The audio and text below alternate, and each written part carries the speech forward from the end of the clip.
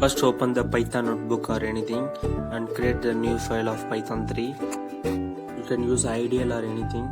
First we want to import a package, so you can import CAPTCHA.image. In this I can import a image CAPTCHA.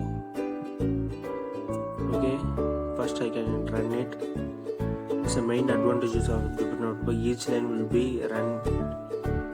So second, we want to get a variable image to get a CAPTCHA of image CAPTCHA package. So that's why I can write this line. Next, I want to get a data image dot to generate a file. So okay, generate that value in the codes 1 2 3 example. I 1 2 3 4 5 6 8. Okay, next I can choose image dot write. The file name is image, variable the image dot write the value, that same value.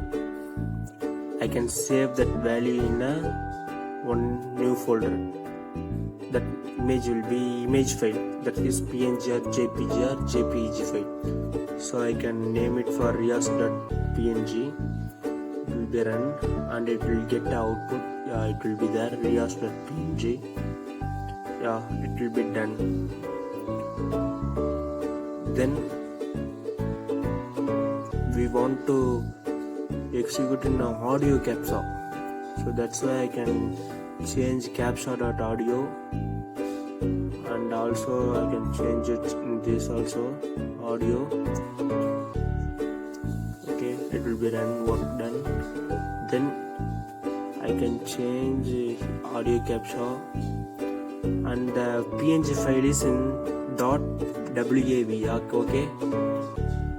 Okay, first I change the value, then audio file equal to audio CAPTCHA, data equal to audio. That variable will be declared on this also.